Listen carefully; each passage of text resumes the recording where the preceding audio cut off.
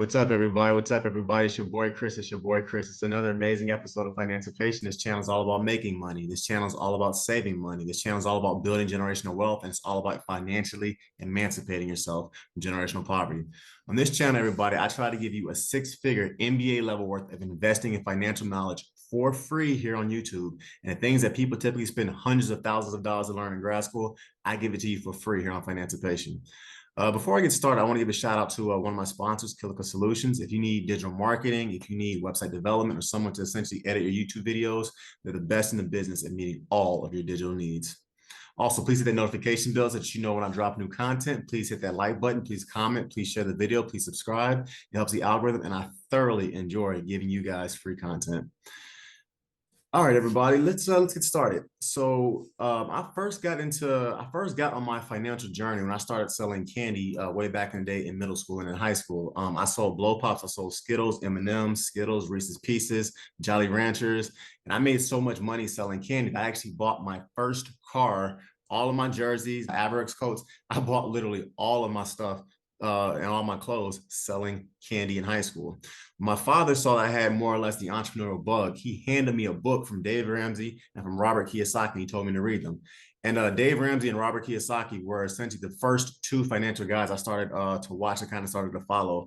And I have a lot of respect for, I do have respect for Dave Ramsey or whatever. I won't lie about that. And I think that he does have some very good financial ideas. Having said that, as I've gotten older and kind of matured more so in my financial journey in regards to building generational wealth, there are a lot of things that Dave Ramsey pushes that I flat out do not agree with. And that's what we're going to talk about in this particular podcast, where and why Dave Ramsey is wrong. First and foremost, let's get started at the very top. Dave Ramsey is flat out wrong about credit cards. So Dave Ramsey is very famous for cutting up credit cards, setting them on fire, shooting them with his AR-15s and all that kind of stuff.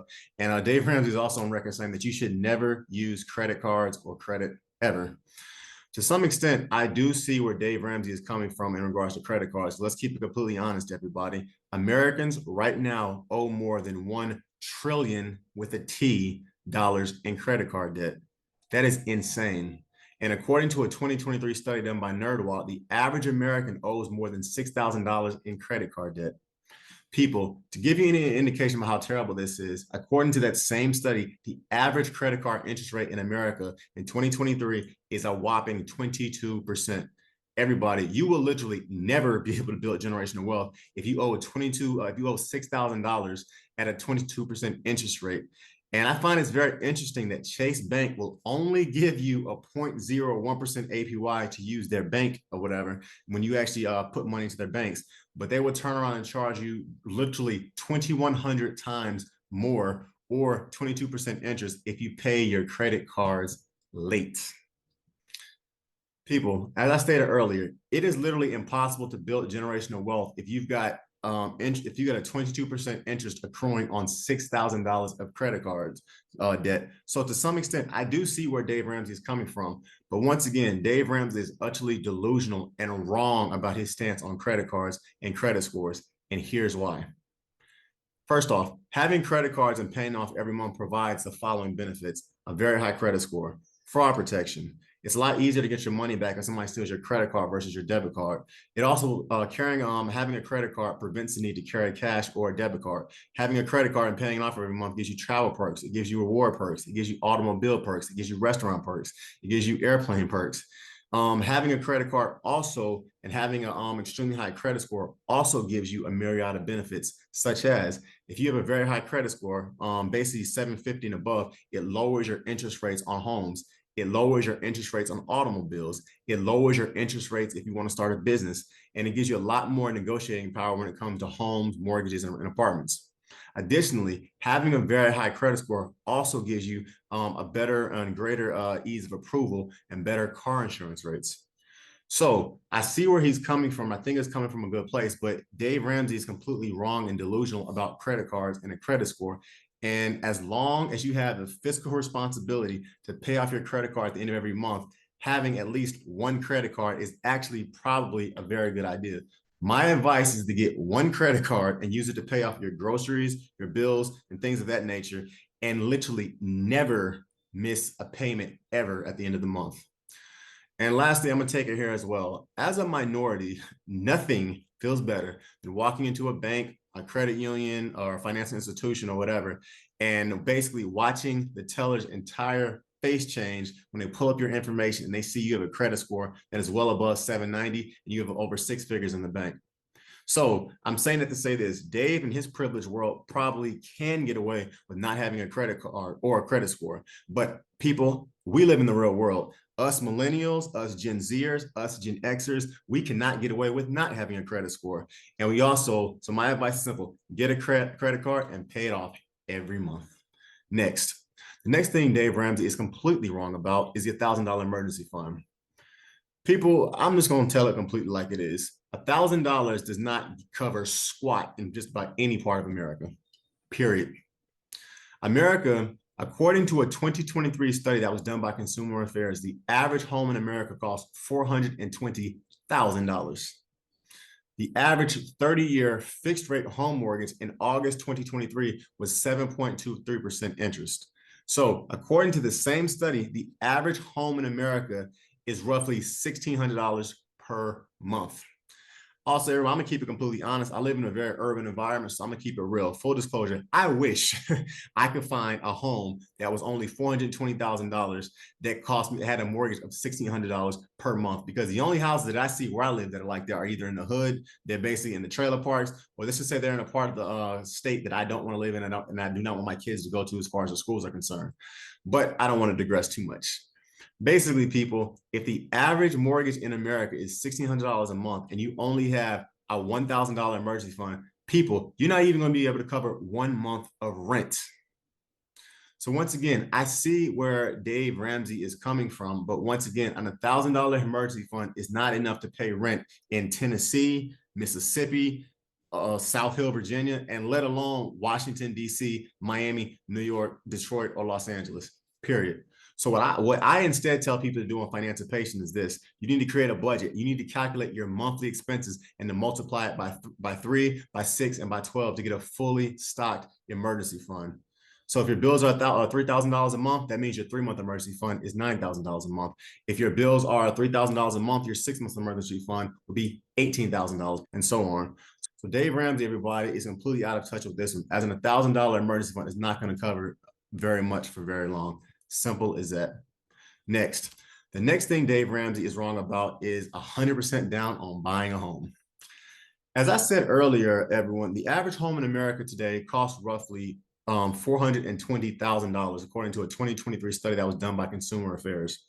So what that means is this: Dave Ramsey is consistently telling people they should wait until they have 100% of the money in the bank before they buy a home. So let's do this. Can I get a show of hands, everybody, about how many of you guys know somebody who actually has $420,000 simply laying around in their bank account? I'll wait. This is another one of those Dave Ramsey isms that sounds great on paper, but it really does not work in the real world for most Americans that did not grow up wealthy or with a silver spoon. And what I mean by that is this: if you actually historically take a look at it, brick and mortar homes and real estate only return about roughly 9% on average. And real estate investment trust, or REITs, from 1972 until today, 2023, have historically actually returned 12%. So if I were being a financial snob, I'm going to tell you, it does make more sense if instead of you get into a brick and mortar real estate, you instead would throw that $420,000 into a REIT that on average returns 12% every year. Having said that, obviously you cannot live in a digital real estate investment trust that only exists in the virtual world on Fidelity, Vanguard, and Charles Schwab. So you have to actually buy a home. And because you have to actually buy a home and put equity into that home, here are some of the benefits of actually owning a home. First and foremost, you get the security of owning a home. 2, you get the freedom. 3, you get the home equity that you can use to go to another property. Also, you have access to better schools and neighborhoods for your children. And you also have the ability to put tenants inside of a home and become a real estate investor. So having said that, because of these factors, I honestly do not understand why in the world anyone would wait roughly 20 to 30 years basically to save the money to buy a home. And I'm not even going to talk about the tax benefits that actually come with owning a home, because the U.S. tax system overwhelmingly benefits homeowners versus people who rent apartments. So if you want to spend 30 years saving up to $400,000 to buy a home, you miss out on literally all of the benefits that I talked about earlier. And more importantly, everybody, I'm gonna be completely honest with you. If you take a look at the price of home ownership and how homes are increasing, they are increasing a lot faster than that 0.01% interest rate that you have that the bank is giving you by keeping your money in the bank. So this is another concept that I kind of see where Dave is coming from, but I disagree completely with the concept of what he's actually trying to say. My advice, everybody, is simple. You need to save your money. You need to put down a very large down payment on the home that you buy, rehab that home, refinance that home, rent out that home to tenants, and repeat the process over and over again. And I think it is dumb to wait until you have 100% down to buy a home. So I therefore clearly disagree with Dave Ramsey on this one. Also, before I go any further, everybody, please hit that notification bell so that you know when I drop new content. Please hit that like button. Please share the video, comment, subscribe. It helps the algorithm. And I thoroughly enjoy giving you guys free content here on Financiation. The next thing Dave Ramsey is wrong about are mutual funds. So Dave Ramsey is on record saying he does all of his investing with mutual funds and with paid off real estate. And while I agree with Dave Ramsey on the real estate part of that statement, I respectfully disagree with him completely about investing into mutual funds. As historically speaking, there are vastly better ways to invest your money. Actively managed mutual funds that are loaded with fees and taxes are horrible investments, and they will hurt your ability to build generational wealth and financially emancipate yourself from poverty over the long term. I'm going to do a separate podcast on mutual funds, why they suck versus index funds. And this podcast about mutual funds is going to be very similar to the Forex trading one that I did a couple of weeks back. In short, everybody, mutual funds are led by mutual fund managers who charge you exorbitant fees because their job is to pick stocks that beat the stock market. No one really knows what all goes into their fees or how much they're actually going to charge you and what percentage of your retirement accounts they're going to steal when it comes to mutual funds. But the numbers clearly show that whatever amount these fees are, it is very substantial in regards to taking money out of your wallet. Studies also show that 96% of mutual fund managers, hedge fund managers, and financial planners can't beat the stock market or a low-cost index fund over a 15-year period. So when you invest your money into mutual funds instead of an index fund or into a low-cost ETF, you are literally paying vastly more money for an inferior product. It's kind of like people buying a $20,000 car, the exact same $20,000 car that your neighbor has in their garage. But the only difference is you spend $300,000 for that car and your car only goes 20 miles per hour. That's essentially what it's like buying a mutual fund. You can get a low-cost index fund or a low-cost ETF, okay? So I'm a numbers guy, so let's throw out some numbers, okay? Imagine if you go with a passively managed index fund that pays 10% interest and you invest $250 a month into that index fund for 40 years. 40 years later, with that index fund, you'd have roughly $1.4 million waiting for you in retirement. Now, let's say you take Dave Ramsey's advice and you instead go with an actively managed mutual fund that also pays 10% interest.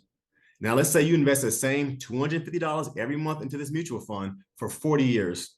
Now, let's say this mutual fund manager only charges you 2% interest. In 40 years, people, you only have $800,000 in the same account. In other words, everybody, going with the actively managed mutual fund over an index fund cost you $600,000 or roughly 42% of your retirement savings.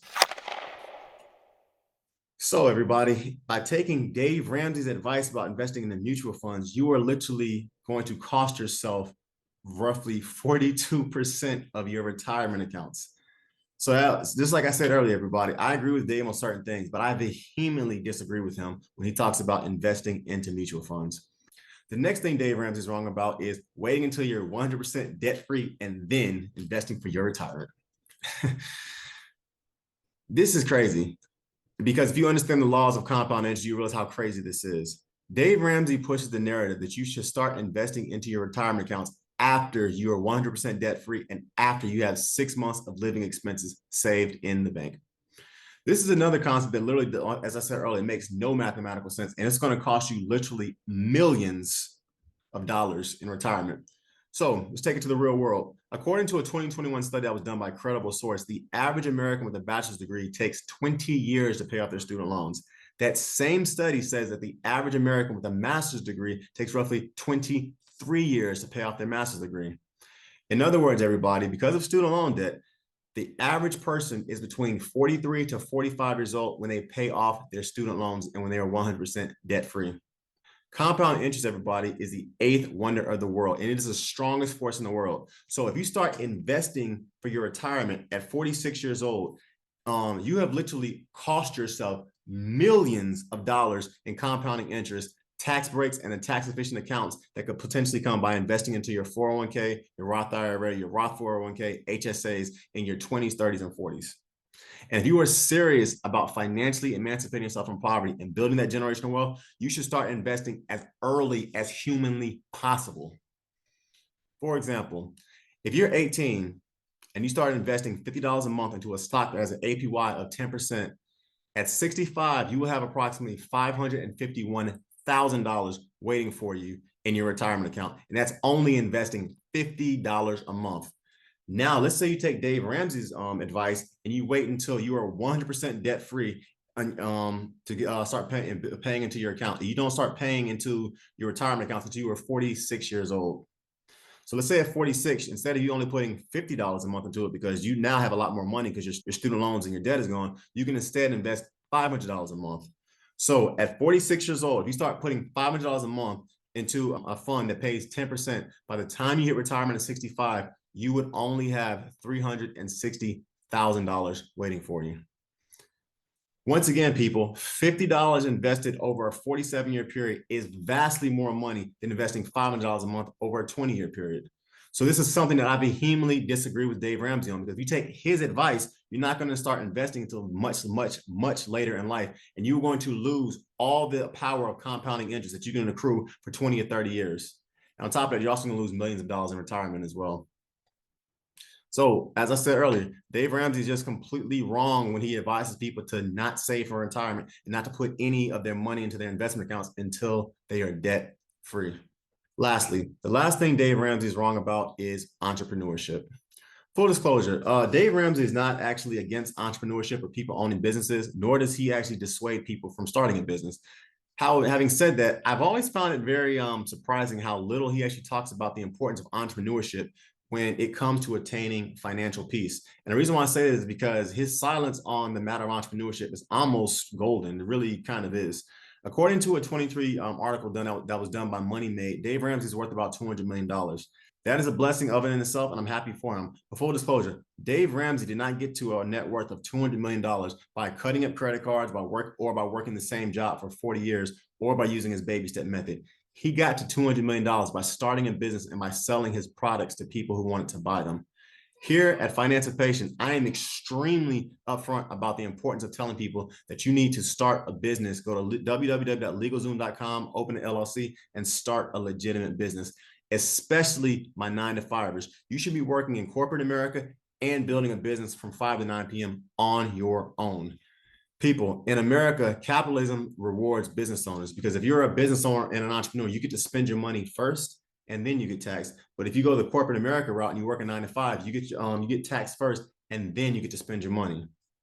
So American capitalism, in every sense of the word, provides benefits to the business owner, whether it's you being your own boss, personal flexibility, personal fulfillment, financial windfalls, and all that kind of stuff, significant tax breaks. People, as an American, you need to start a business. And it kind of surprises me that Dave Ramsey does not talk more about the power of entrepreneurship.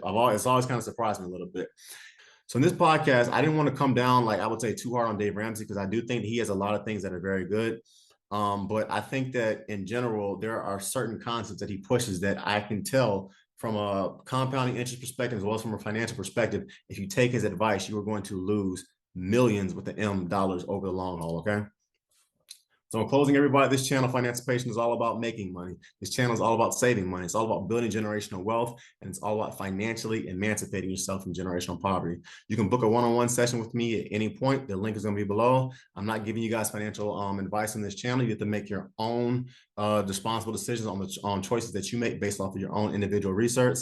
And thanks everybody for listening to this podcast. Please follow me at www.therealfinancipation.com. You can follow me on Instagram at @thereal_financipation. My Spotify channel is Financipation, just like it's spelled right there. My TikTok is Financipation. And on my Facebook page is also Financiation. Also check out my financial blog as well. It's $4.95 a month. I go into a lot more detail in regards to HSAs, 401ks, Roth IRAs, Roth IRA conversions, mutual funds, index funds, all that kind of stuff. So check out some of my digital e-products, and I have some products that are coming out very soon. Okay, so check them out. All right, hit that notification bell. Please like, please comment, please share, please subscribe. Thanks, Kilico Solutions, for all the dope graphics. It's your boy Chris. I'm out, everybody. Peace.